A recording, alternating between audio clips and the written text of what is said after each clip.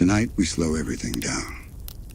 The lights dim, the air grows still, and the world outside your window softens into a hush. Let your shoulders drop. Let your breath move like a quiet tide. We're going to a place where sleepy forests speak in whispers, where pine needles hold the scent of rain, even on bright days, and where mysteries sit in the rafters like friendly owls, watching, blinking, patient. The name of the place is Gravity Falls. The heart of the story is a boy named Dipper Pines. He is curious, he is brave in small steps that become larger ones, and he carries questions the way other kids carry baseball gloves, always ready to catch whatever comes next. We will not rush. We will not shout. Every moment will arrive like a feather drifting through the air, circling once, then settling. There is time enough to remember everything. Time enough to follow the faint pencil marks left in the margins of a journal. Time enough to walk those old gravel roads where the dust is lit with gold and lazy sunbeams. Time enough to meet the friends who stand by him, the sister who balances him, and the old house of oddities that becomes a home. We are here to tell the entire story, but we will do it gently, the way a lullaby tells the shape of a dream. Imagine the map. The Pacific Northwest is a quilt of deep greens and wet blues, stitched with rivers and shade. In the middle of this quilt, tucked like a secret note in a pocket, waits a small town with wooden signs and crooked porches, with a diner where the coffee is always hot, and with a tourist-trap gift shop that is more than it seems. The wind moves through that place with a thoughtful sound like pages turning. If you listen, you can hear the clock at the Mystery Shack tick in an easy rhythm. If you stand at the tree line long enough, you might feel the ground hum with a memory older than people. You do not need to hurry. Gravity Falls was here before you knew it by name, and it will welcome you now, as if you had always meant to arrive. Dipper began like any of us. He was a kid with a backpack and a summer ahead of him. A kid who looked at the world and suspected that beneath the obvious was a deeper layer, and beneath that was something stranger, and beneath that might be the answer that makes all the other answers fall into place. He loved facts. He loved patterns. He loved the way a problem looks right before it begins to make sense. But he also loved the people around him, even when he did not know exactly how to say it. Even when his feelings tugged him in complicated directions. He was thoughtful. He was tender.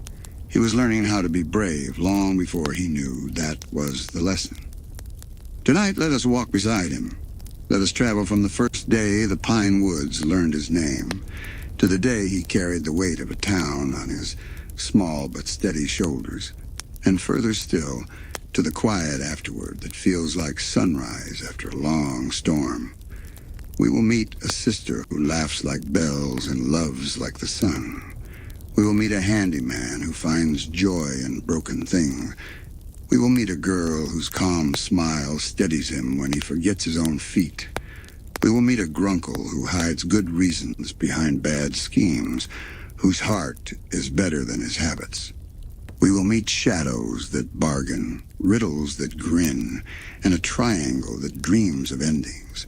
But for now, we simply breathe and let the door of the Mystery Shack creak open on its old hinges and smell the dust and feel the floorboards give a friendly little groan under our weight. Dipper is young when we meet him, but that is not the same as being small. He holds himself like a question mark, curved forward, eyes bright. He wants to know what the world is made of. He wants to know what he is made of. Summer will answer both, though the answers will not arrive all at once. They will arrive like rain on a tin roof, soft at first, then steady. Then a stillness that feels like a promise kept. If you drift a little as we begin, if your eyelids grow heavy, that is all right. This story can hold you.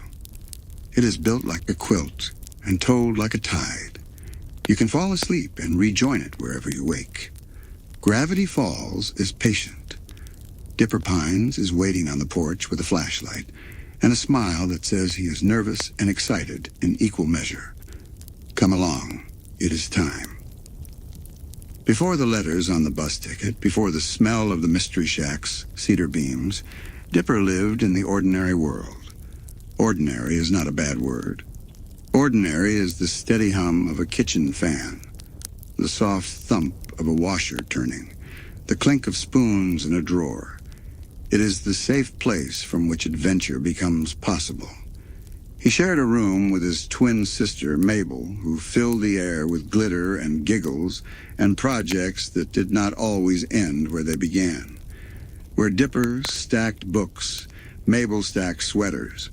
Where Dipper drew diagrams, Mabel drew faces with stars for eyes. They were twins, which meant they were different in ways that fit together, like puzzle pieces whose edges seem strange until you find the right match.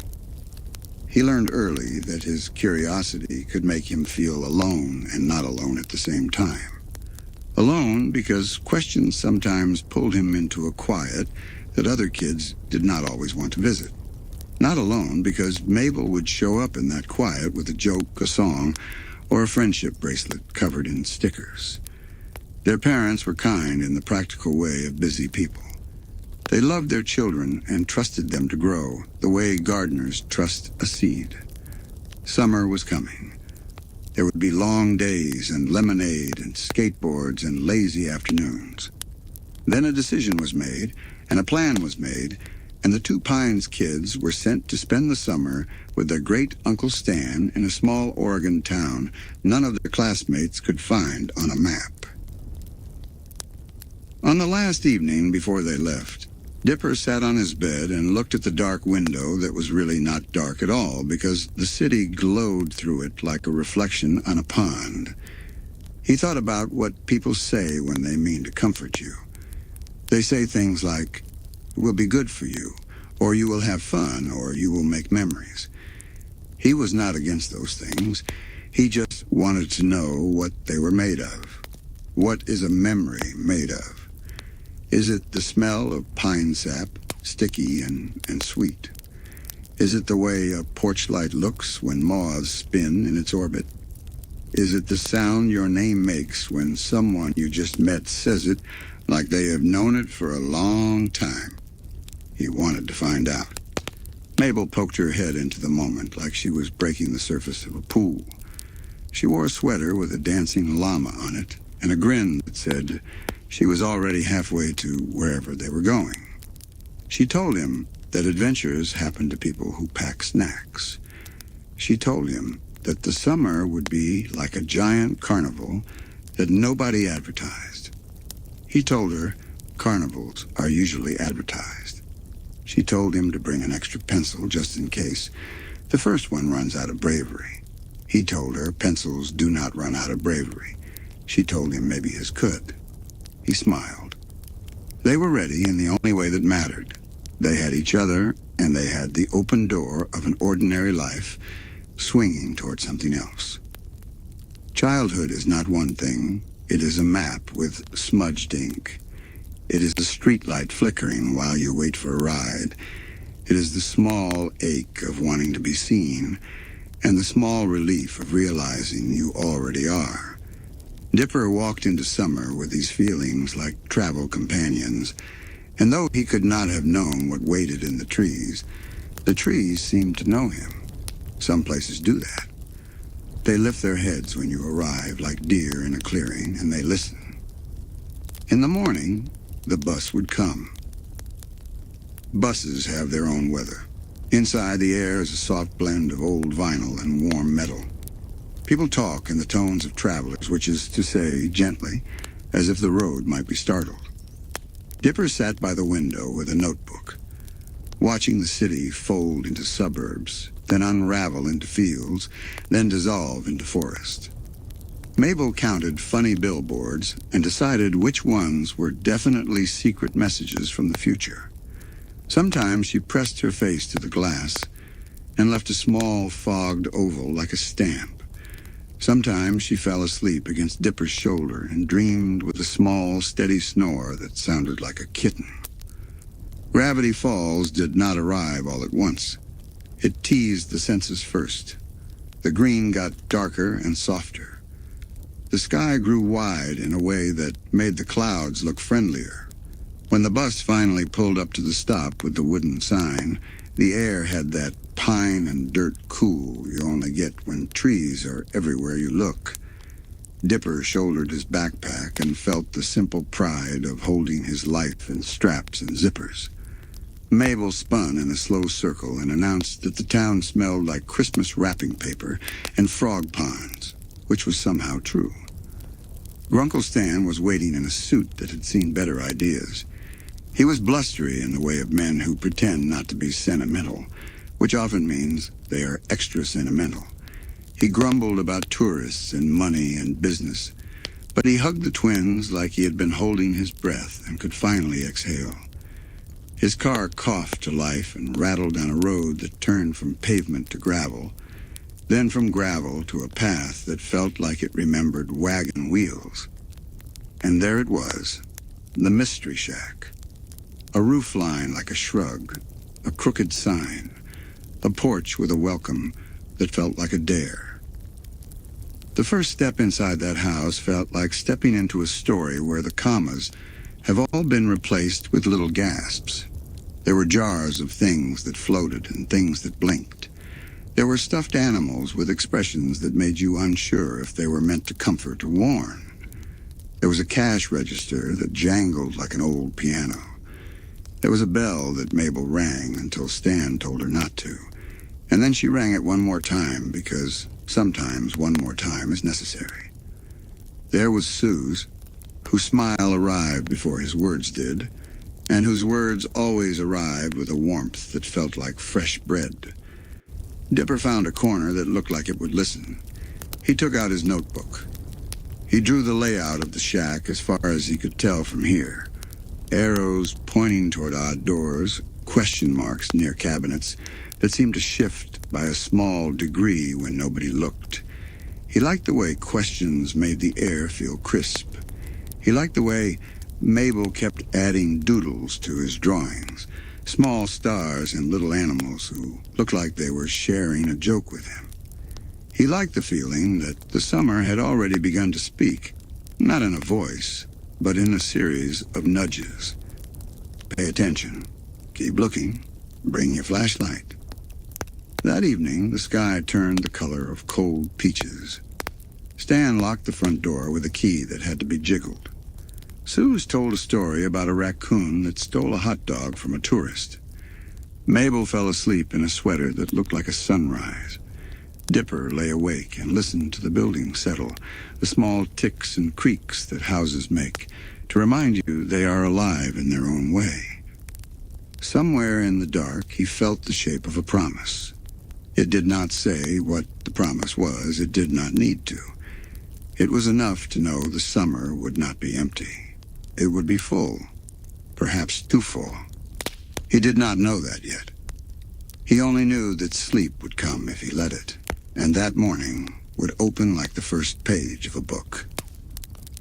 Before he drifted off, he thought about the word curiosity. People sometimes say it like a warning. He preferred to say it like a lantern. He imagined himself walking into the trees with that lantern held high. He did not yet know what he would find. He only knew that he would try. The wind moved through the pines. It sounded like someone turning a page. The morning came dressed in mist, soft and silver. The kind of morning that convinces birds to speak in quieter voices. The shack woke up with a yawn, doors opening, a broom scratching the porch, a kettle whistling. Dipper tied his shoes with quick carefulness, the motor memory of someone who wants to step into the day before it notices him. Mabel tasted the mist with her tongue and declared it lemony. Sue said that meant it would be a lucky day, which is the kind of science that works if you want it to. They walked the path that curves behind the shack and into the trees. Sunlight gathered itself into narrow spears and slipped through the branches. Every few steps, the ground changed its mind about what it wanted to be. Sometimes soft and springy with needles, sometimes firm with roots like ribs. Dipper kept his eyes alert for patterns, bent branches that all leaned one way. A sudden hush in a place that had been noisy with insects a moment before. Odd marks on bark that looked deliberate, or at least persuasive. Mabel looked for faces in leaves and made up names for every stump. Between them, the forest was seen and imagined, measured and sung. They found it by accident, which is another way of saying they found it by fate. A half-buried shape where the earth wore a scar of old impact. Dipper knelt and brushed away the dirt with the care of someone revealing something to someone else, even though for now it was only the two of them and the trees. It was a book, a journal bound in thick, weathered cover, marked with a handprint of something like metal and something like paint, with a number pressed into it like a secret that wanted to be remembered. He touched it with the reverence of a person touching a turning point. The forest did not change, the birds did not stop, and yet everything moved to a new angle inside him, the way a picture shifts when you tilt it, and suddenly the light shows what was always hiding there. He opened the cover. Pages murmured, drawings of creatures that seemed both silly and serious. Notes written in a hand that had learned to be careful, then learned to be quick, then learned not to trust even its own sentences. Warnings tucked between observations. Patterns traced across the edges like borders on a map. Dipper felt the shape of his mind expand to hold the book, and the book seemed to lean toward him, the way a teacher leans toward a student who might someday become a colleague. He read aloud without meaning to. Mabel listened, eyes wide, the way you listen when a friend tells a ghost story in daylight. The journal did not give him answers so much as it gave him better questions. What lives under the lake that leaves circles of calm on windy days? Why do some scarecrows look too carefully in one direction? How do you test a memory to make sure it belongs to you and not to the place?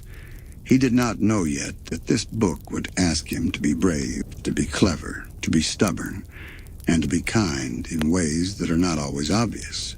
He only knew that it was his now, not in the sense of ownership, but in the sense of responsibility. The way a secret can be yours because it asked your name and you answered. They brought the journal back like pilgrims carrying a relic. Dipper felt its weight as both object and invitation. He found a quiet corner at the shack, a place where the window put a square of light on the floor like a blanket, and he began to copy the index into his notebook, making cross-references and small stars next to words that made his scalp tingle. Mabel drew a tiny cartoon of the book with eyelashes. She named it Pagey. Dipper said that was not the book's name. Mabel said everything needs a nickname, even a journal that looks like it might know your middle name already. The first test of a new path often arrives before you believe you are ready. That afternoon, the woods felt lively with things that had noticed the journal's movement. Dipper saw a flicker between trees that did not move like deer. He heard a laugh that sounded like a joke told in reverse. He wrote it all down. He did not yet know that the act of writing would save him later, would anchor him when the ground under his feet tried to forget what it was, would remind him that truth can be a rope you hold when the dark asks you to let go. At dinner, Stan complained about tourists who haggle and tourists who do not, about tourist seasons and off-seasons, about seasonings and how people use too much of them. But when he saw the focus in Dipper's face, he softened in a way that kept his voice the same. Mabel showed him a doodle of a three-eyed squirrel, And Stan said he once sold a four-eyed squirrel to a man from Iowa for $20. Suze asked if the man saw all four eyes, and Stan said, "Seeing two is enough when you want to believe in four." Everyone laughed. The house relaxed. The journal rested under Dipper's hand like a cat pretending not to purr. Night came early in the woods. The stars arrived with the confidence of regulars. Dipper opened the window to let in the hush. He read by flashlight, pages turning in a rhythm that felt like breathing. There were warnings in those pages. Do not trust the grin that never changes. Do not make deals with triangles. Do not assume that the rules of daytime will be respected at night. He underlined, then underlined again, then copied the lines into his notebook in a neater hand, as if neatness could make safety stronger. He was not scared. Or rather, he was the useful kind of scared that makes you careful without making you small. When sleep finally reached up and touched his eyelids, he placed the journal under his pillow like children place teeth for mysterious visitors, hoping for a different kind of exchange. He dreamed in green and gold. He dreamed of doors he would open, and doors that would open for him. He dreamed of a triangle, not yet a face, just a shape that wanted to be seen. And he woke with a hand on the page as if to say, "I hear you, but I am not yours." Morning would bring the first of many tests. For now, there was the sweet weight of the journal, the even breath of his sister in the next bed, the creak of a house that had decided to keep them. The story had begun in earnest. The woods knew their names. Morning in the shack had a rhythm that felt handmade. The bell above the front door chimed, the floorboards answered, and the glass display cases blinked in the thin sun. Dipper learned the sound each item made when you set it down right and when you set it down wrong. He learned that some of the shack's oddities were fakes with good stories, and some were stories with the good sense to pretend to be fake. He swept, stocked shelves, counted postcards, and counted questions. He wore a name tag that said Dipper in block letters, and he felt the peculiar pride of seeing his name anchored to a place, even if the letters sometimes tilted when the pin caught on his vest. Suze was the kind of friend who made work feel like a game you won by showing up. He taught Dipper which hinges needed a nudge, which light switches flickered, which doors looked like doors but were really attitudes. He talked about the town in warm summaries. Who made the best pie? Who left their Christmas lights up year-round? Who believed the lake had moods? He believed the shack had moods, too, and that you could tell the good from the bad by whether the coffee pot finished before the register jammed. He was usually right. Wendy floated through those days like someone who had learned how to move without the world noticing, unless she wanted it to. Her laughter was a sort of compass. You knew where to look because the room got easier in that direction. She taught Dipper how to lean on the counter like you weren't trying to lean on the counter. She taught him which songs made long afternoons feel short.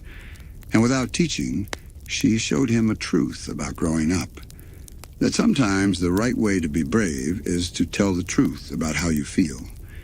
And sometimes the right way to be brave is to keep a feeling safe by holding it quietly. Tourists came and went.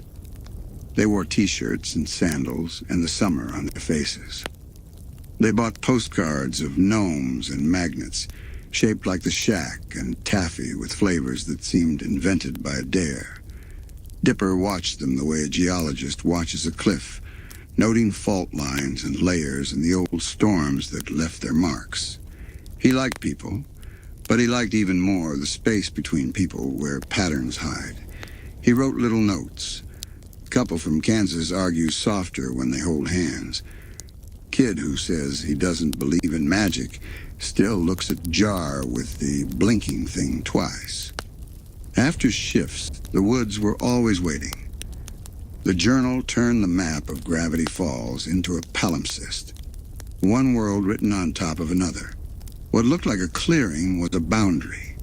What looked like a fallen tree was a signpost. Dipper learned to walk like someone reading out loud, quietly but with intention, stopping when the punctuation asked him to.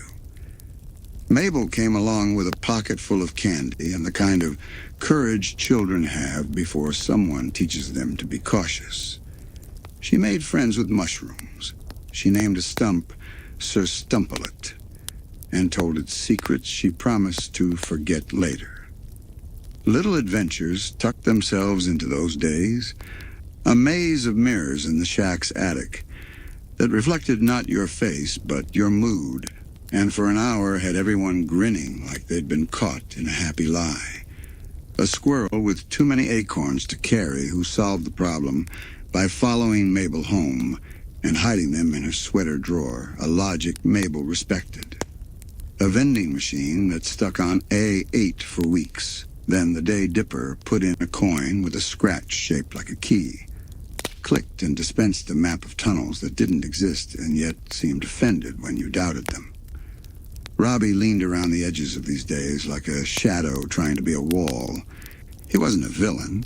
He was a teenager who looked at the world through a pair of sunglasses he mistook for a personality. He made Dipper feel small in ways that had nothing to do with height. That feeling taught Dipper how to stand where words couldn't move him. Not defiant, not stubborn, just sure. Sometimes that is enough. In the quiet hours after closing, Dipper would sit on the shack's back steps with a journal in his lap, a pencil tucked behind his ear, and a mug of something warm held in both hands.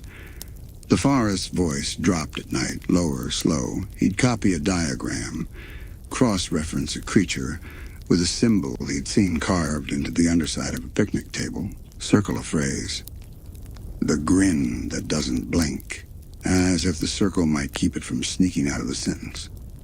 The world of the shack by day and the world of the woods by night, blended like two colors that should clash but make a new quiet when you lay them side by side.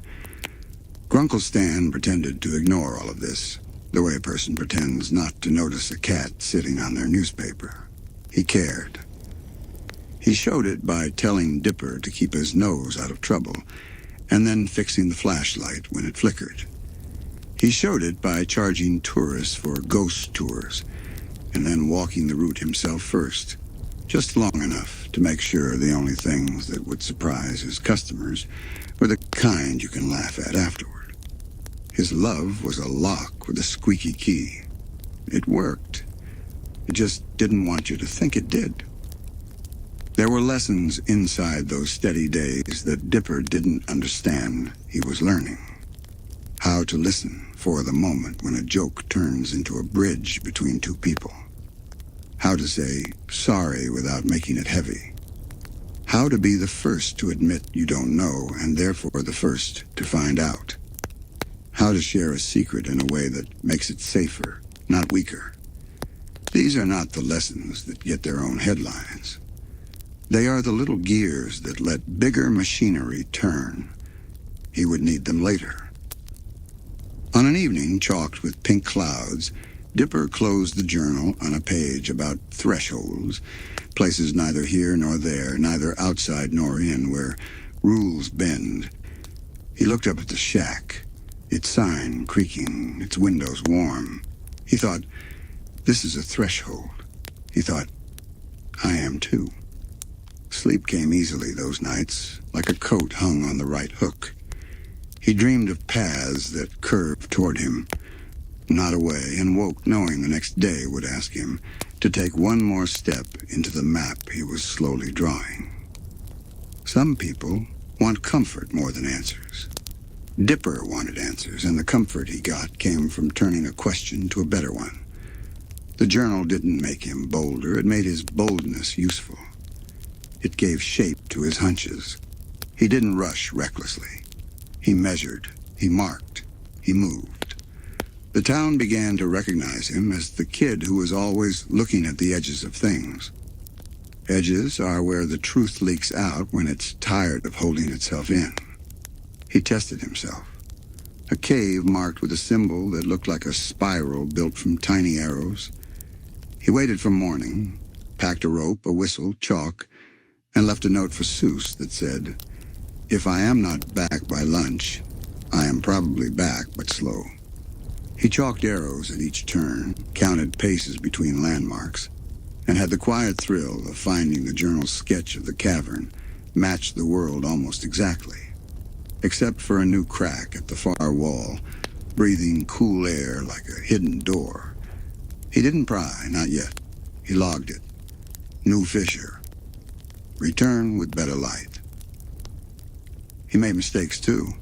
A harmless-looking glade held manly manitors who offered him a shortcut to feeling strong. The tests they set for him were loud and silly until they weren't. He learned that strength without kindness feels like a costume you can't get off. He thanked them for the lesson by surviving it and writing it down. Being tough is useful. Being true is better. Time itself wobbled once when he and Mabel met a traveler with a device that turned minutes into maybes. They learned the temptation of a perfect timeline and the relief of accepting the one you've got. Later that night, Dipper watched Mabel sleep and wrote, "If I could loop this summer, would I? Maybe for a little. But then I'd miss what comes next." The more he learned, the easier it became to feel alone inside the knowing. Knowledge can be a room with a view and no door. Wendy knocked on the wall of that room without even realizing it, inviting him out.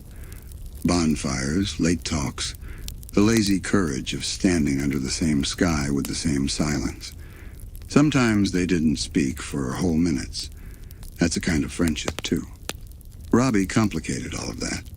He liked Wendy and didn't know how to make space for two truths at once.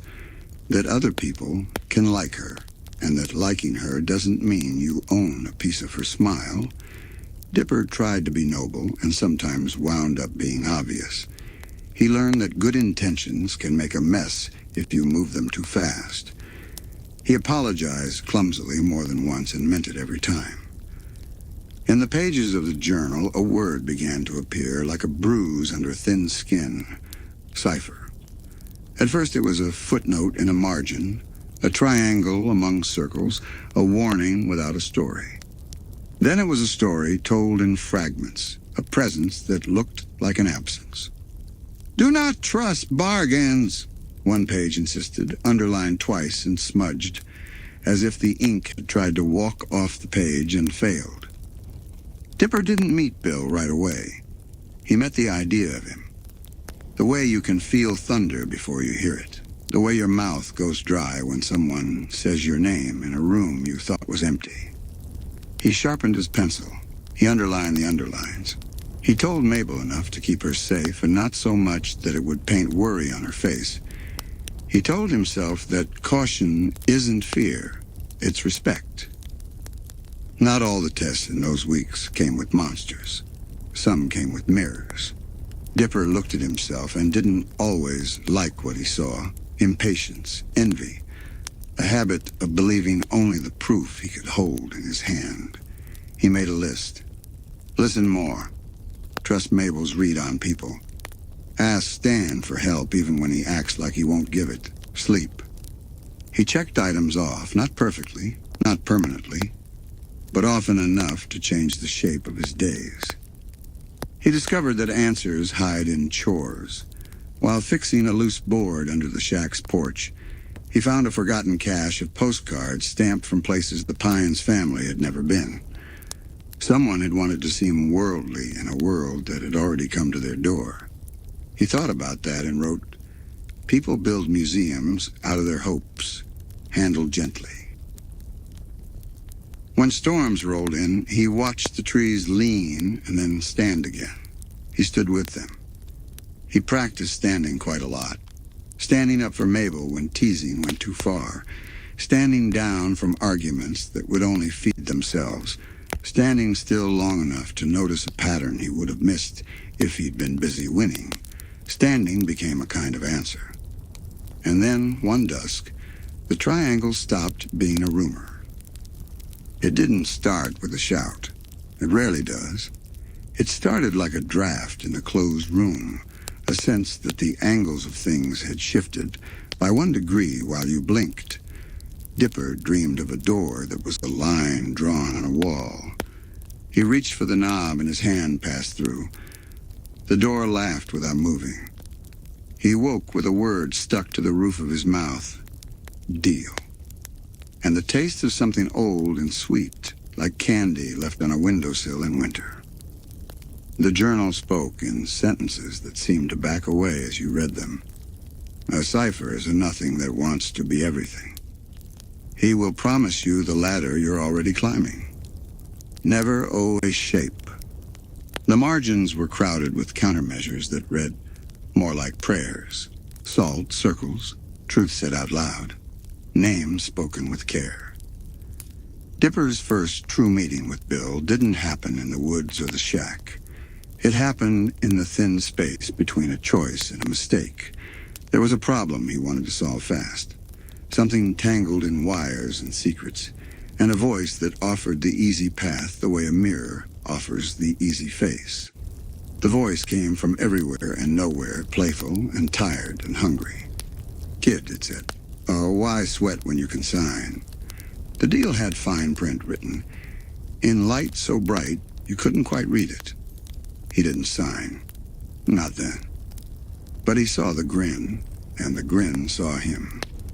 That was enough to change the color of the days for a while. Bill liked doors. He liked to stand where 2 rules met and argue them into shaking hands. He entered dreams as if they were houses he already owned. He asked riddles where the answer didn't matter, and the asking did. He liked bargains because bargains make people tell you what they really want, and then you can fold that want into a trap that looks like a gift. Dipper studied. He salted thresholds. He chalked circles. He practiced saying no in his head so it would be ready on his tongue. He told Mabel more now because fear grows best in silence. She listened without interrupting, which is Mabel's bravest skill when the person talking is her brother and the thing he's afraid of is invisible. The triangle tried again later through someone else's voice. A puppet show with strings made of promises. Dipper felt the tug and he didn't move. It's harder than it sounds. To stand while someone offers you the one thing you want most and a shortcut to it. Oh, he recognized the trick because he'd made a list weeks earlier. Listen, trust, ask, sleep. He added a line. Wait. Patience can be a shield if you hold it steady. The town felt the pressure without knowing its name. Radios crackled with songs that looped a single bar too long. Weather vanes pointed at corners of the compass that don't exist. The diner's pie sliced itself one morning and nobody mentioned it, because mentioning it might make it real. Stan got grumpier in a protective way. Sal's found more reasons to hover near the kids, fixing things that weren't broken. Wendy grew quiet, like someone watching for a shape in the fog. Dipper began to understand the scale of the game. This wasn't about one creature or one clue.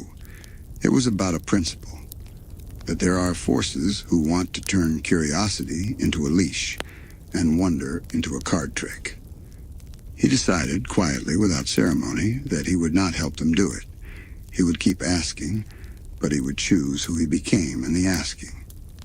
One night, the dream came back, and this time Bill spoke plainly, which is to say he used clear words to hide a crooked path. You want answers, kid?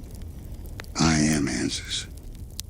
Dipper felt the offer settle on the table between them, like a coin that looks heavier than it is. He imagined taking it. He imagined waking up with a solution in a hole where something important used to live. He imagined Mabel's face, Wendy's laugh, Sousa's steady cheer, Stan's secret soft heart. He said no. The dream laughed, a sound like glass blinking in sunlight. Suit yourself. Saying no didn't end it. It began a different kind of test, the slow, careful one, where you defend your choices daily against temptations dressed as favors. Dipper wrote new rules for himself. Don't bargain when you're tired. Don't bargain when you're scared. If you must bargain, do it where someone who loves you can hear every word. He shared those rules with Mabel, and she added one more. Before any deal, eat a snack. Hungry people sign bad contracts. The shack responded to this invisible siege by growing homier. Stan told longer stories. Suze made more hot chocolate. Wendy leaned on the counter in that almost asleep way that makes time settle down. The tourists kept coming, unaware of the geometry shifting beneath their sneakers. Life went on because life is stubborn. And Dipper kept learning. He learned that not all whispers are warnings. Some are invitations to pay attention. He learned that the truth can show up in a joke, and that a joke can hide a prayer. He learned that fear shrinks when you say its name out loud, and that courage grows when you share your plan with someone who will hold it without squeezing. The chapter of Whispers didn't close with a victory. It closed with a choice repeated enough times to become a habit.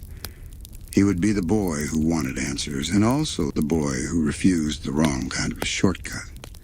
He would protect the part of himself that looked at the world with open eyes and open hands.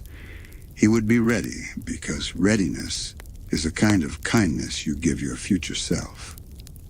Late one night, he stood at the edge of the trees and listened.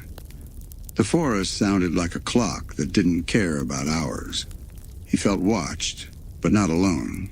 He touched the journal's cover, felt the familiar roughness, the weight of the number pressed into it. "We're okay," he said, meaning the town, the shack, the people in it, the boy he was. The wind moved, a low agreement. Far away, a triangle smiled without lips and waited. Closer, a sister rolled over in her sleep and mumbled something about glitter tacos. Inside the shack, a light in the hallway clicked off and then on again and then off, the way old circuits sometimes do when nothing supernatural is happening at all. Morning would come, and with it, the next turn in the road, toward secrets older than summer, toward reunions that feel like answers and turn out to be questions with arms. But that is for the next chapter. For now, let the house breathe. Let the pines hold up the sky. Let your eyes get heavy. We're still in Gravity Falls. We're still safe. F.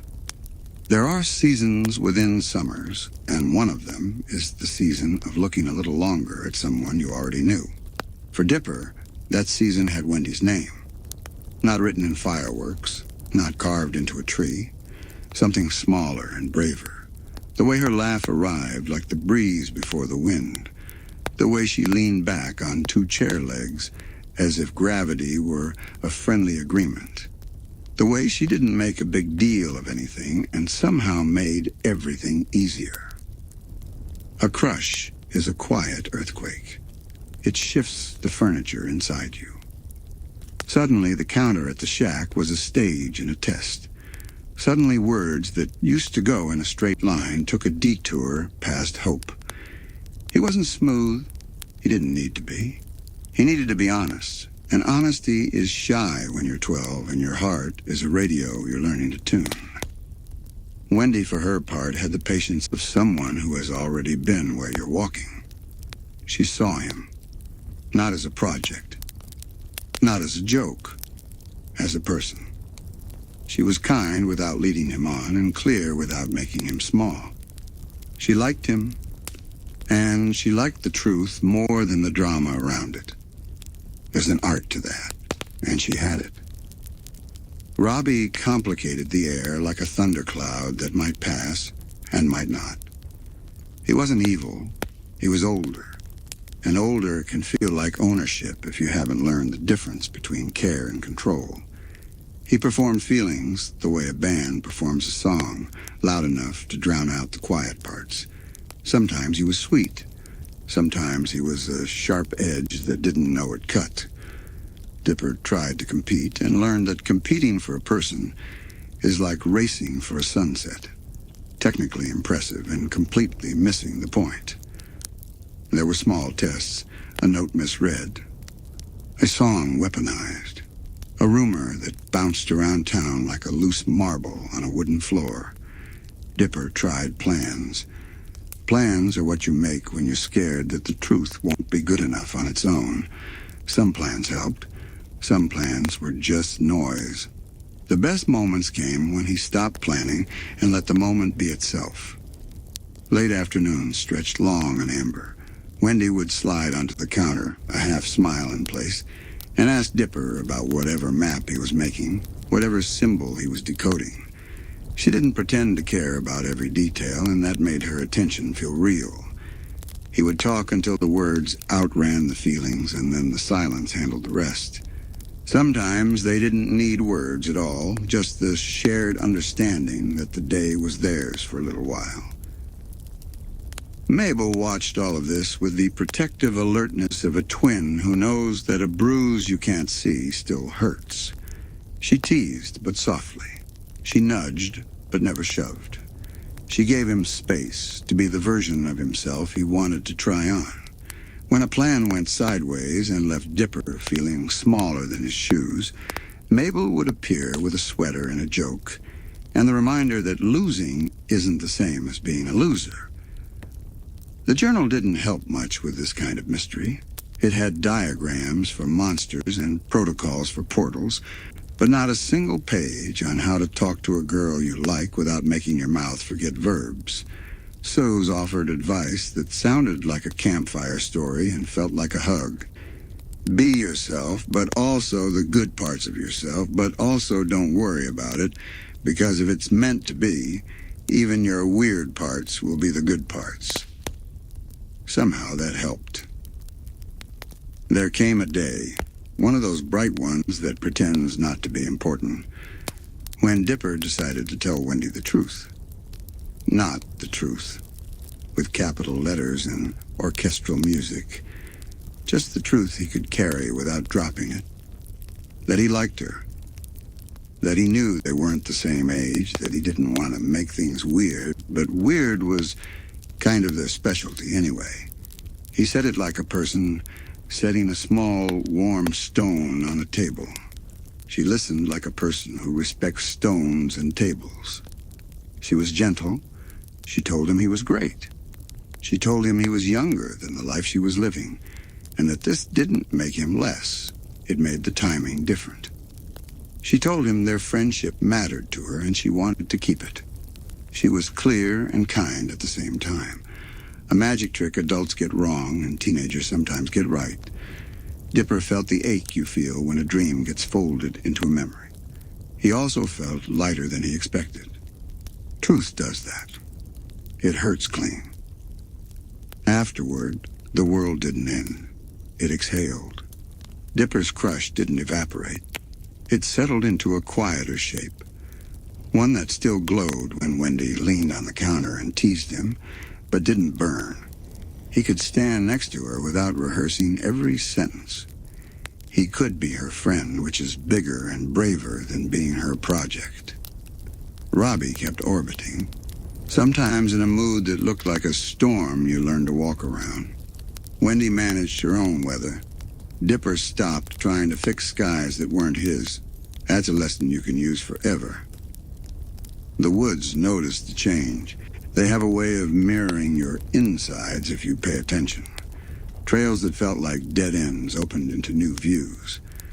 Places Dipper had avoided because they reminded him of what he didn't have now reminded him of what he did. A sister who'd go to war with a glitter cannon for him. A best friend who built laughter into the scaffolding of his days. A stubborn grunkle who protected him with a growl and a badly folded map. A girl he liked who liked him enough to tell him the truth. He wrote in the journal's margins that night, not as a researcher, but as a kid who is learning how to carry his heart. Crushes are real, so are boundaries. Honesty is a bridge. I can walk across and still be me on both sides. When he closed the book, the house quietly agreed. Floorboards settled, A porch step sighed. Outside, the trees swayed the way trees do when they are nodding along with whatever you just decided. And sleep came. Not as escape, but as rest. Tomorrow would bring new puzzles, older secrets, and the kind of choice that can tilt a whole summer. But for the moment, the boy who wanted answers had learned one he could keep. Love can be steady without being a story you get to tell the way you want it. Sometimes, it's a story you get to honor. Families are machines powered by secrets and love in unequal, alternating currents. The Mystery Shack ran on both.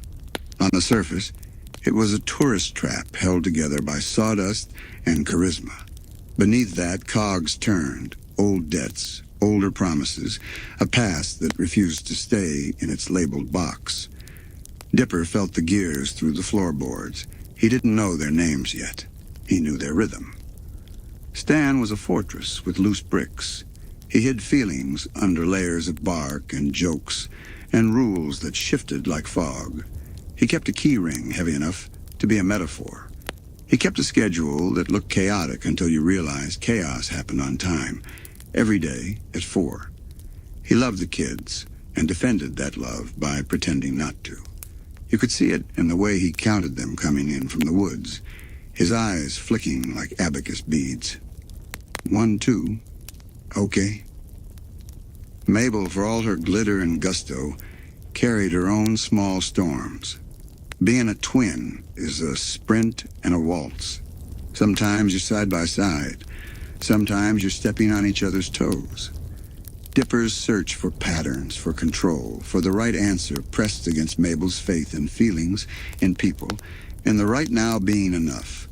Most days they fit like a clasp. Some days the clasp snagged. The journal became a wedge when it should have been a bridge. Not because it wanted to, because Dipper wanted what it promised. And Mabel couldn't always feel herself in that promise. He would spend hours charting a path through symbols while she knitted a sweater that felt like a solution for a different problem. Cold. He would test an hypothesis, and she would test a friendship. And both were work, and both mattered, and both sometimes failed. There was the day of the carpet, the weird one that swapped pieces of people like a deck that couldn't decide the game. At first it was funny, then educational, then strange in the way that leaves a bruise later. Dipper learned that being someone else for a minute doesn't make you better at being yourself. Mabel learned that trying a life on can be a kindness if you give it back folded neatly. They apologized, not because a rule demanded it, but because you have to oil the joints in a family, or the squeak turns into a break. Sock puppets sang too, innocent, until they weren't. Dipper's need to control a story, to engineer an outcome in love or adventure, crossed the line in a way that surprised him. It surprised Mabel more. Fixing the mess took courage of a new kind.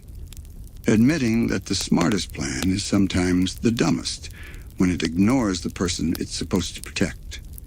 Dipper wrote the rule in his notebook. No solutions that use people as tools. Full stop. As the summer deepened, the shack's walls felt thinner, like paper held up to a bright light.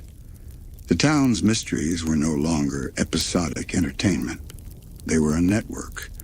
Threads connected incidents that had seemed random. Old symbols reappeared in new places, and always beneath the pattern, a pulse. The sense that something long buried was turning over in its sleep. Stan got twitchy about the basement. He always had a reason to go down, and a better reason you couldn't follow. There were noises at odd hours, the thrum of machines that sounded like promises kept in another language. Dipper's curiosity leaned toward the door like a plant toward the sun. Mabel's heart leaned toward Stan, toward trust. They balanced until they didn't. Siblings fight hardest when they are most afraid of drifting apart. Dipper pressed. Why the lies? Why the locked doors? Why the late-night errands and the secret deliveries? Mabel pleaded. Maybe trust is letting someone be complicated without making them confess on your schedule. Both were right. Both were tired. Both forgot, for a minute, how to hold the rope from the same side. Stan's secrets were not small. They had weight and momentum. They came from a time before Dipper and Mabel, and yet somehow contained the path forward for both of them. He wasn't hiding a petty sin. He was building toward a revelation that could break the town or repair a fracture older than the Mystery Shack's first bent nail. He was scared. Scared people tell jokes. Brave people tell the truth. That week he was both in turns, and the kids felt the vertigo. On a dusky evening, when the trees looked like diagrams, Dipper and Mabel stood on opposite sides of a question neither could answer without losing something. Mabel wanted the summer to be what it had been. Fairs and sweaters and dances, and simple victories over simple monsters. Dipper wanted the truth, even if it took the walls down. He couldn't unknow what he knew. She couldn't unfeel what she felt. The ache between them was the shape of growing up. They still shared snacks. They still laughed at the same stupid face Seuss drew on a melon and named Melon. They still found each other in a crowd without trying. But now there was a line across the map of their summer, a crease you could trace with your thumb, not a tear. Not yet. And then the basement door, the machines, the secrets, all of it reached a tipping point. The house hummed like a held breath, symbols aligned. The journal's warnings curved back on themselves. The kids were about to learn that Stan's lies were doors, not walls. That the person he was hiding was not a stranger, but an echo with a pulse. That family is sometimes a riddle that suddenly solves itself and leaves you blinking in a room full of history. The night before everything changed, Dipper sat with Mabel under the porch light and said nothing for a long time. Finally, softly, he said, "If the truth breaks us, I don't want it." Mabel leaned her head on his shoulder and said, "If the truth breaks us, it wasn't the truth." The light buzzed, undecided. The woods exhaled.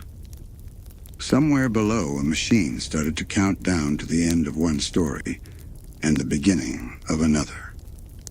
Some answers arrive like rain, gradual, soaking, inevitable.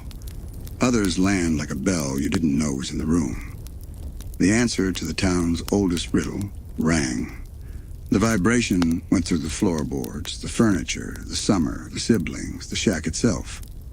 The journals had an author. He wasn't gone. He had a name that matched a face, that matched a story the kids didn't know yet.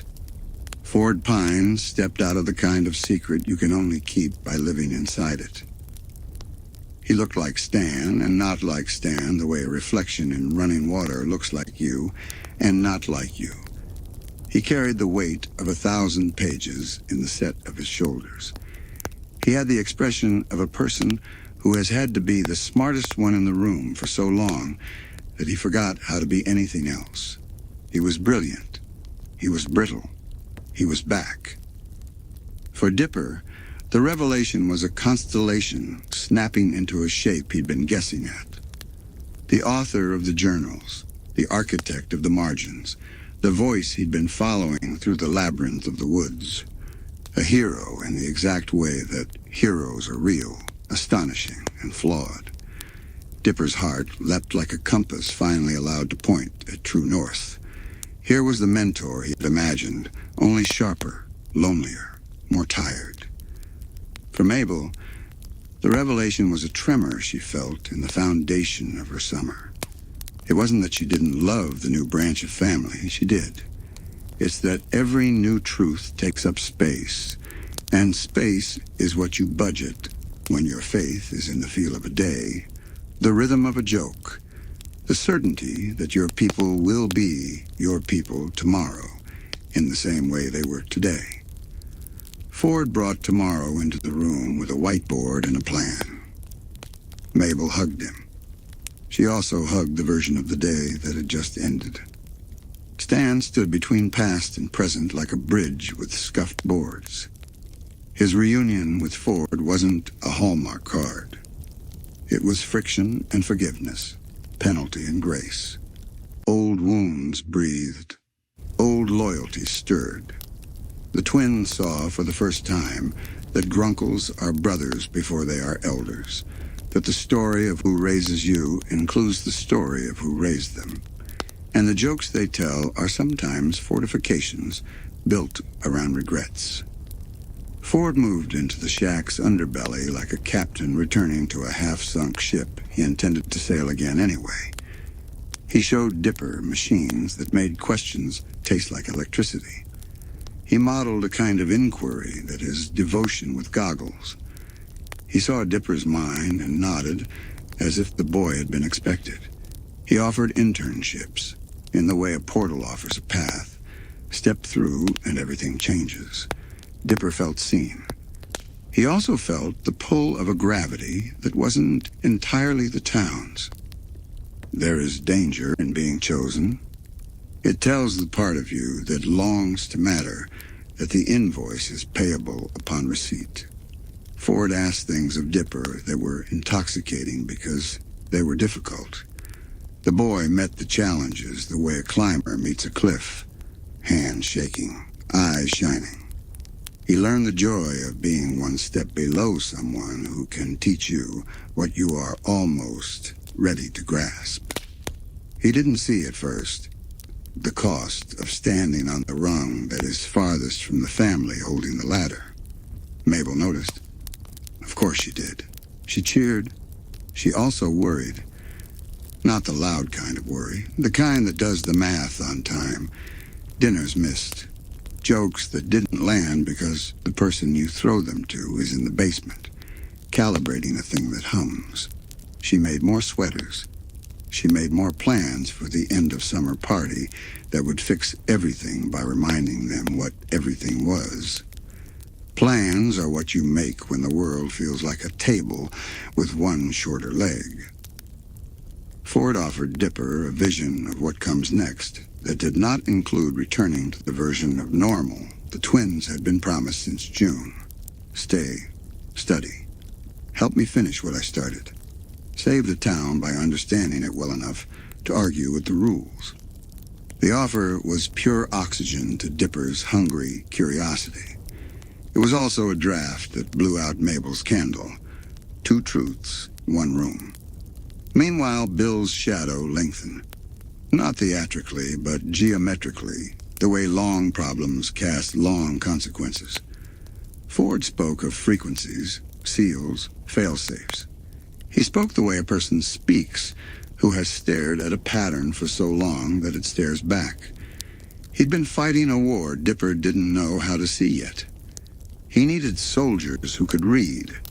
Dipper could read better than almost anyone his age. He started sleeping with his shoes near the bed just in case. The twins reached a fork. It wasn't dramatic, it was a Wednesday. Mabel found a flyer about a dance. Dipper found a diagram about a device. Stan found the 2 of them in a kitchen that felt smaller than the night before. Choices are doors you don't always know you've opened until the draft hits your neck. The end-of-summer clock ticked louder. Mabel's heart set its tempo to that beat. Dipper's set itself to the hum of Ford's machines. The twins really tried to keep in step. Sometimes they did. Sometimes they tripped. They didn't stop holding the same rope. They just pulled in different directions. The rope burned a little. Ford and Stan wrestled their own rope, history braided tight. Guilt and pride, love and blame. The old story of 2 boys who took different paths and each thought the other's was a betrayal. The kids watched and learned that adults are just larger children with more expensive regrets. That knowledge didn't make anything easier. It made it truer. And then, as if a conductor somewhere had finally tapped the stand, events took their cues. The protection around the town thinned. The sky learned a new color. The edges of reality frayed in one corner and then another. Ford's measurements started returning values that didn't fit on his charts. Dipper slept less. Mabel clung more, gently, optimistically, as is her way, and built the most hopeful party decorations anyone has ever made at the edge of an apocalypse. The night before the choice, Dipper and Ford stood in the basement, listening to a machine think. Ford talked about probabilities and perimeters and the small mercy of being prepared. He put a hand on Dipper's shoulder, absent-mindedly, like a general greeting his best lieutenant. It felt like the affirmation Dipper had wanted since the day he found the journal. It also felt like a shadow falling across the porch where someone was waiting with a glitter cannon and a playlist. Mabel elsewhere folded a banner that said, "Tomorrow," and tried not to count how many tomorrows were left. She trusted the shape of a summer more than the shape of a plan, because summers end with pictures and hugs, not with blueprints. She would save this one by reminding everybody what it felt like to be saved by simple things. Above them, the trees moved in a wind that might have been weather and might have been a whisper. The town settled into an uneasy sleep. The mystery shack, full of people and plans and a past that had finally stood up and said its name, creaked in its joints and held. Morning would bring a tear in the sky, a bargain disguised as a blessing, and a test that no journal could answer alone. But for this last quiet moment, the author had been revealed, the map had been redrawn, and two twins stood at the edge of a page so wide it felt like the world. They would turn it together, eventually. First, they had to decide how to hold the corners. Sometimes the end begins with a color the sky has never practiced. Gravity Falls woke to that color, a wrongness that looked like sunset forgot how to land. Birds drew new shapes, as if the air had corners now. The diner's bell rang in a rhythm nobody set. On the shack's porch, the wind tasted like a question that didn't want an answer. Dipper felt it before he named it, the way you feel thunder in your ribs. Ford named it with the kind of calm that is really concentration. The seals were thinning. The pattern was breaking. A clever triangle with a grin like a crack in glass had found enough leverage to pry at reality. The journals had warned them. Warnings only turn into shields when you lift them together. Sirens? No. Gravity Falls didn't have sirens for this. It had people who looked up, then looked for each other. Stan locked the door and then unlocked it because family was outside the door. Suze gathered flashlights that worked, batteries that might, and hope that always does. Mabel scooped up waddles and courage in the same movement. Dipper checked his pack. Journal, circles, chalk, salt, rope, snacks, because Mabel was right about contracts and blood sugar. And then the edges of the town folded and the sky blinked. And Weirdmageddon arrived, not loud like a shout so much as total, like a curtain that forgot you were behind it. Buildings sighed into new angles. Roads curled like ribbon. Time turned one step to the left and asked if anyone noticed. Bill entered the day like a birthday candle that refuses to go out no matter how hard you blow. He was all charm and arithmetic. He made promises the way a magician pulls scarves from sleeves, relentlessly, colorfully, endlessly. He offered shortcuts to everyone who had ever stood too long at the back of a line. He offered safety to anyone who would pay with the kind of coin you don't miss until you need it. Yourself. Some people said yes. Some ran. Some froze because freezing is a way to survive when choosing is too big. Dipper didn't run. He didn't freeze. He didn't say yes. He planted his feet in the small circle of what he knew, his sister's hand, his friends' faces, the door of a shack that had lied to him and also raised him, and he built outward from there. Leadership looks different on everyone. On Dipper, it looked like making a list in a storm. Find survivors, find Ford. Find a plan that doesn't cost a soul we can't afford to spend. The town rearranged itself into obstacles and invitations. The invite said, give up. The obstacle said, try anyway. So they tried. Wendy's steady, easy courage became a lantern in chaos. She moved like a person who had decided a long time ago that panic is boring. Saos treated fear like a leaky pipe. Notice it. Tighten what you can. Put a bucket under the rest. Stan growled at the sky as if he'd been meaning to for years. There were small, luminous moments inside the big, jagged ones. A stranger handing over the last candy bar to a crying kid because sugar is a kind of spell. A couple who had argued for 20 years deciding in one glance that they were on the same team for good. The diner putting pie on a windowsill in a world where windowsills were suggestions. Gravity Falls remembered how to be itself inside the scramble. Dipper and Mabel charted a path through stalls of floating furniture and alleys that looped back to their own beginnings. They made maps and burned them when the streets changed their minds. Dipper trusted his notes until his instincts were better than his notes. He started to hear the town the way you hear a friend breathe on the phone. No words, all meaning. Ford fought equations with equations, but Bill's math had a personality. You can't debate a smirk. You have to outlast it, outlove it, outremember what matters. The journals were armory. The heart of the shack was the shield. Dipper wrote a new rule in the corner of a page while the room tilted gently toward the ceiling. When the problem becomes a person, protect the people first.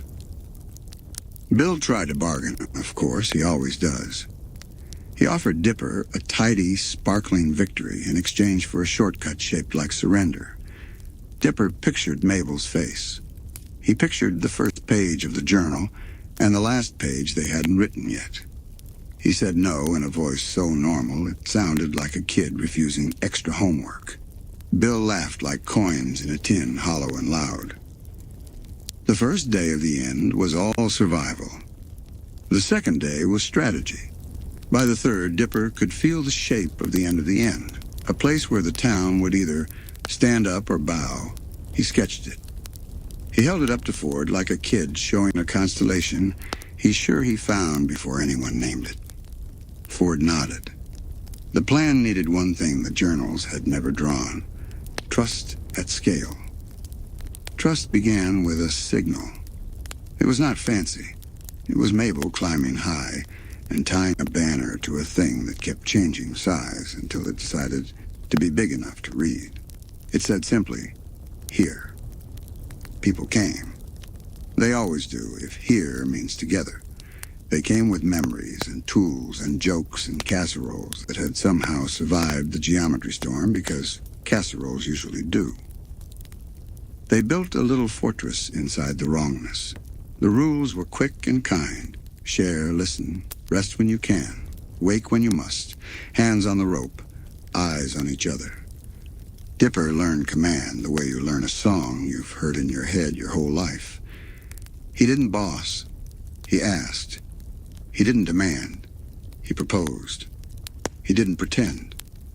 He promised only what he could carry and then carried more because people were watching and deserved the version of him that believed they could win. Winning didn't look like defeating a god in a single glorious gesture. It looked like refusing in 1,000 small ways to let the day become what the triangle wanted. It looked like fixing radios and spirits. It looked like telling the truth about fear so it couldn't grow taller in the dark. It looked like pointing at the mystery shack when someone asked, "Where's the center?" and saying, "There, with us." And yet for all their steadiness, a crack found them, not in the wall, but in the line that had always been strongest. Bill knew where to aim. He aimed at twins. There are cages with bars and cages with beds. Mabel woke in the latter, safe, soft, bright, with all the things she liked most, looped in a dream where nothing ended unless you wanted it to. The bubble was Mercy's counterfeit. Endless summer, frictionless friendships, no clocks, no goodbyes. It felt like kindness. It was a net. Dipper reached the bubble with help from people who believed in literal ropes and metaphorical ones. Getting in required nerve, but staying out would have cost more than he could spend. He entered carefully, as if the rules of gravity were watching. Inside, the air smelled like cotton candy and new crayons. His name sounded different when he said it, as if the room preferred simpler vowels. He found Mabel as she wanted to be found, happy, busy, unthreatened. Her eyes shone with relief that he could feel like heat on his face. For a long moment, he was simply glad. The kind of glad that makes you think, maybe this is enough. Maybe the world can fix itself later. Maybe my job is to be a brother in a place that lets me be one without the weight of endings. But gladness that asks you to stop becoming yourself is not a home, it's a hallway. The bubble offered Dipper his answers without questions. It offered him safety without the work that makes safety mean anything. He could have stayed. He could have pretended that choosing the dream was choosing his sister. The hard truth was the reverse. Choosing his sister meant choosing the world because she deserved one. He didn't argue with Mabel. He didn't lecture. He walked with her through the softness and pointed gently at the seams. That sweater? It never snags. That playlist? It never ends. That game, it never gets hard. Life, real life, is a little snaggy. Songs and games ask you to lose sometimes. She listened with the bravest part of herself, the part that enjoys joy and still won't lie for it. They remembered together. Not the victories the bubble could imitate, but the scrapes it couldn't. The apology after a bad plan, the midnight snack after a worse one, the way a hug feels when you both know you messed up and love is still here. They said the names of their people out loud until the bubble had to learn them too. Suze, Wendy, Stan, Ford, the diner lady with the perfect pie lattice, the kid who always ran and never fell, the raccoon with priorities. Gravity Falls is not a place so much as a list of names said together. The bubble protested. It sweetened. It glittered. It tried to keep them with gifts and then with guilt. What if the outside breaks you? What if you are the crack? What if the world is not as kind as this dream? Dipper didn't promise it would be kind. He promised they would meet it together. That was enough. It always had been. Mabel made the choice that really ended the world, ended that world. She said no to the perfect summer. She said yes to the weather outside. She took Dipper's hand the way you might take a step you can't see but have practiced in your bones. The bubble sighed. It popped like a soap film in slow motion, turning light back into air. They returned to a town still fighting. To friends who'd held the rope a little longer. To grunkles who were learning to hold each other's eyes again. Mabel apologized to no one and everyone with a grin that said, "I'm here, let's go." Dipper felt the relief of being understood without being explained. He'd chosen his sister. She'd chosen him. Together they chose the work. The work was a plan with a heart in it. Plans without hearts are instructions. Plans with hearts become vows. They gathered people, not because of what they could do, but because of who they were when someone asked. A circle formed, not chalk, not salt, but people. It is the strongest circle. Bill could bend rules and buildings and time. He couldn't bend that. They moved through streets that finally remembered their old shapes, past windows where faces leaned out not to watch, but to nod, into a confrontation that had to feel less like war and more like belonging if it was going to win. Dipper carried the journal like a map, but he watched Mabel for the route. Courage is contagious. Her smile inoculated the room against despair. The final door was a threshold the journals had not diagrammed. It was built of promises kept and promises about to be. Dipper touched it with the certainty that comes after enough doubt. He had doubted his strength, his judgment, his worthiness to stand beside the people he admired. Standing there with his sister's fingers laced in his and their town behind them, he knew worthiness isn't a precondition. It's a practice. They walked through. Endings are loud on the outside and quiet on the inside. The last stand against Bill was both. A roar in the sky and a stillness in the center where the twins stood. Ford's calculations, Stan's gamble, Wendy's poise, Sue's steady hands, the town's collective stubbornness. Every piece joined the shape. Bill tried, right to the last, to sell a shortcut. No purchase. Oh, Dipper had imagined victory as fireworks and trumpets.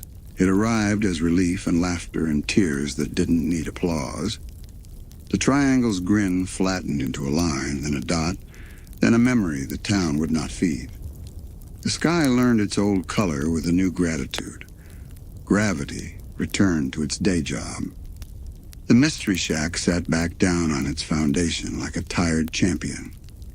The cost was not small. Sacrifice never is.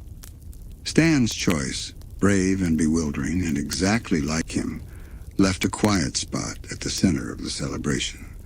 A soft grief that hurt because love had done something enormous. Family knitted that grief back into the day, stitch by stitch, with patience, with jokes, with the gentle insistence that memory is a home you build together every time you tell the story. Dipper moved through the days after like a boy trying on a bigger coat that finally fit. People thanked him in ways he wasn't ready for.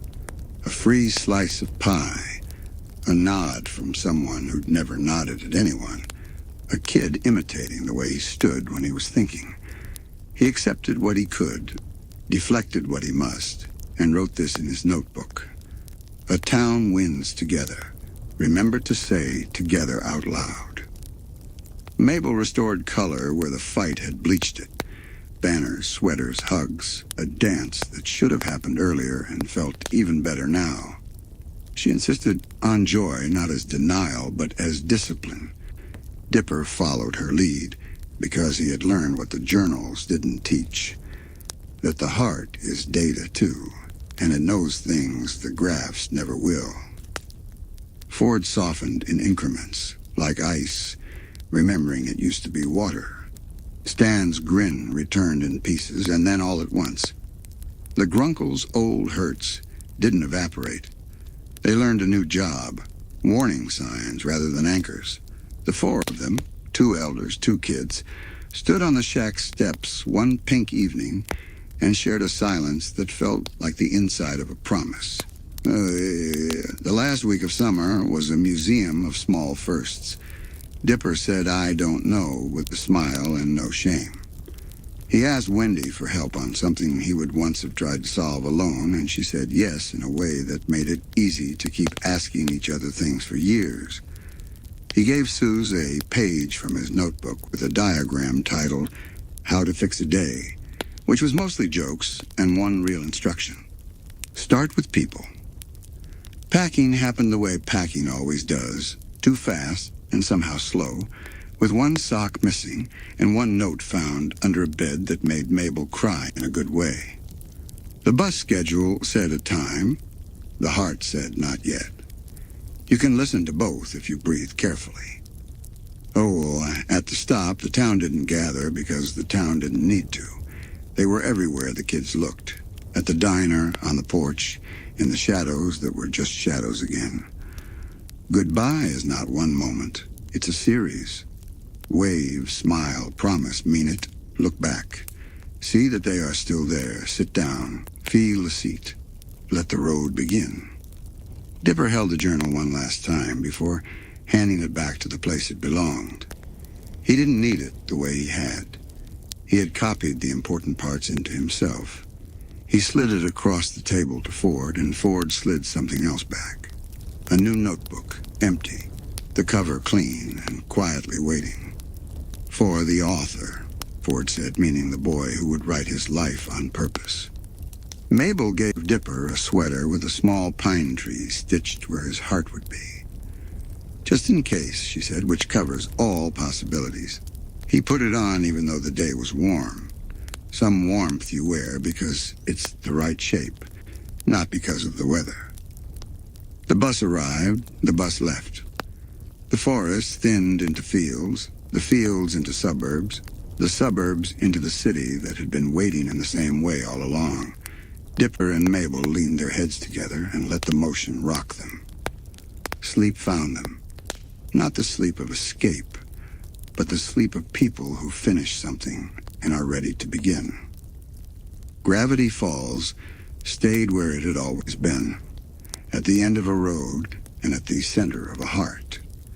The Mystery Shack straightened its sign. The diner perfected a pie crust. The lake kept its secrets on days when the wind insisted. A triangle nobody fed forgot its shape and slipped back into math. Life resumed, which is the bravest thing. Tonight we set the book down. We watch the cover settle. We listen to the quiet it makes. Dipper Pines arrived in the summer with questions and left with better ones, which is how you know you did it right. He learned that answers are not trophies. They're tools. He learned that curiosity without love can turn you into a lantern no one can stand near, and that love without curiosity can leave you in the dark. He chose both. He held both. He became the kind of person who keeps a town together by reminding it of itself. He was brave in the way that lasts, not the leap off the highest rock into the cold lake, though he did that once, but the daily choosing to speak truth, to ask for help, to forgive, to stay, to go, to carry the notebook and also look up from it. He wanted to be the author of his own story and discovered that authorship isn't control, it's care. If you are listening with your eyes closed, you can see him now, older by a summer, steadier by 1,000 small choices, walking a hallway toward a desk where a new notebook waits. He will write about Gravity Falls the way you write about a dream that turned out to be a place, with specifics and with awe. He will draw a pine tree in the corner of the first page, small and certain. Mabel will knock on his door without knocking, because that is how twins do doors. She will ask if he wants to get ice cream, and he will, because the world is wide and sweet, and not finished with them. Their parents will ask about their trip, and they will say, good, in the way that means much more. Later, when the house sleeps, they will whisper memories back and forth until the summer becomes a single shared word. Ours.